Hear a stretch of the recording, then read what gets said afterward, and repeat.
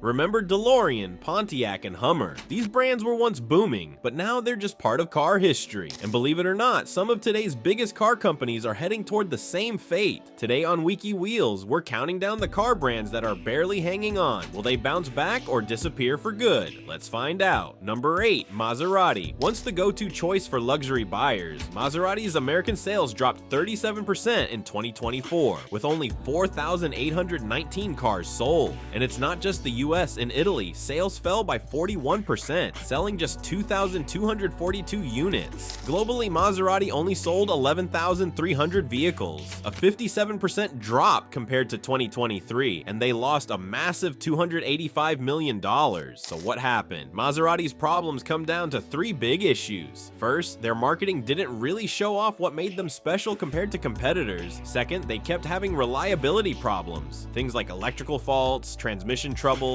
and engine issues. And third, the crazy high ownership costs, from maintenance to resale value, made loyal buyers wonder if it was worth it anymore. Now, Maserati is being outsold by Ferrari, which moved 13,752 units, and Lamborghini is right behind with 10,700 units. Things got so bad that their CEO, David Grosso, was fired in 2024. And there's another problem. Trump's 25% import tariffs are making Maseratis, which were already expensive, even pricier. Since they don't build cars in the US, they're at a serious disadvantage. Unless something big changes soon, Maserati could become just another piece of American car history. Up next is a struggling car brand owned by one of the biggest car makers in the world. Number 7, Jaguar. In 2024, Jaguar Land Rover's CEO, Adrian Mardell, told investors they would cut several low-profit models as Jaguar shifts to an all-electric future. Today, the only car Jaguar's still making is the F-Pace SUV.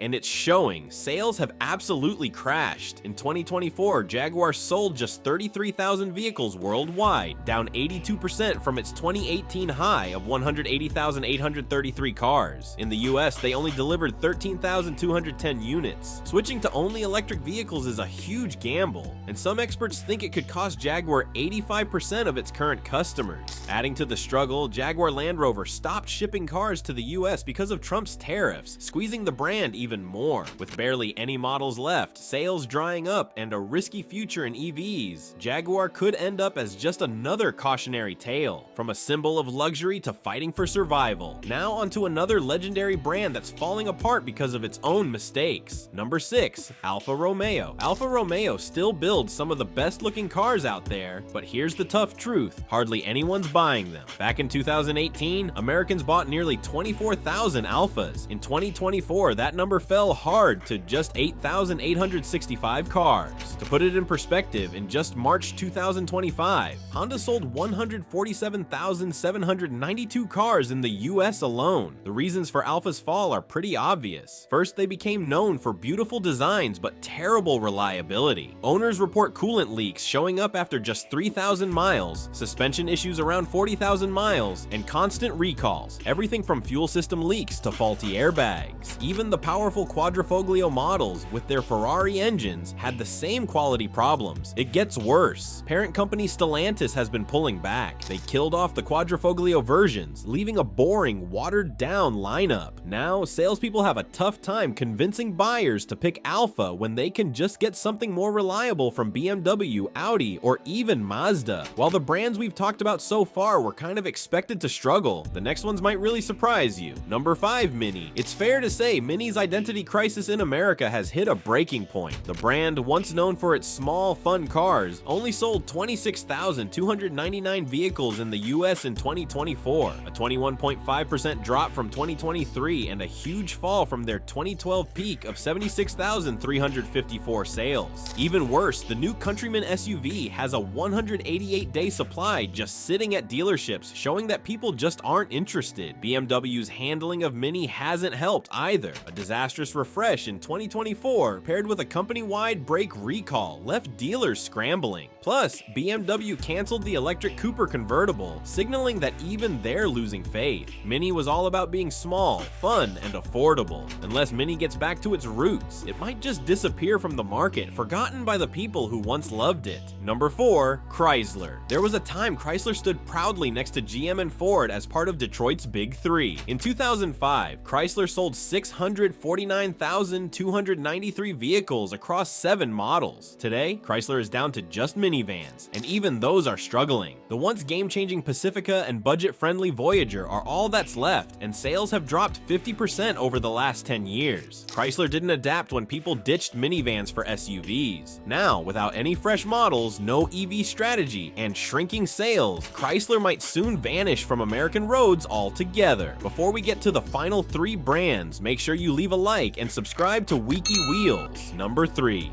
Mitsubishi. Remember when Mitsubishi cars were everywhere? Those days are gone. Yes, Mitsubishi's sales grew by 25% in 2024, but that's still less than what some Japanese brands sell in a single month. Now, Mitsubishi's made a move that could spell disaster. They killed off their top-selling model, the Mirage. The Mirage made up most of Mitsubishi's 109,843 sales in 2024. By cutting their most affordable, best-selling model, Mitsubishi left their dealers stuck with expensive cars and not much else. Unless something changes fast, Mitsubishi could disappear from the US market. Number 2. Fiat. It's one of the biggest mysteries in the car world. How does Fiat sell 1.2 million cars worldwide but completely flop in America? The numbers say it all. In 2024, Fiat only sold 1,528 new cars in the US, and believe it or not, 1,528 is actually an improvement. In 2023, Fiat sold just 605 cars here. Fiat had a strong start when it came back to the US in 2011, hitting 46,121 sales in 2014. But 3 big problems crushed the momentum. First, Consumer Reports consistently rated Fiat's reliability as below average, and owners found the cars didn't last. Second, Fiat focused on small cars when Americans were moving to SUVs and trucks. Third, Fiat never built a strong dealer network or marketing presence in the US. Now, global sales are down 11%, and Stellantis has to decide: keep throwing money at a losing battle in America, or finally pull the plug. Number 1. Nissan. Not too long ago, Nissan stood right alongside Toyota and Honda at the top of Japan's auto industry, but now, the warning signs at Nissan headquarters are impossible to ignore. The numbers are brutal. Nissan's US operations are built for an 8.5% market share, but they're clinging to just 4.5%. That gap means billions in lost sales every year. Sure, 900,000 annual US sales sounds good, but compared to their glory days, it's a major fall, and they're falling far behind competitors. Oh, and remember, there were talks about a massive $60 billion merger between Nissan and Honda. It collapsed. The deal's off. Plus, 2 Nissan executives have warned that without big changes, the company has just 12 to 14 months to survive. From the outside, it looks like Nissan's downfall is all but inevitable. Thanks for hanging out with us at Wiki Wheels. Tap the screen for more videos like this, and we'll see you in the next one.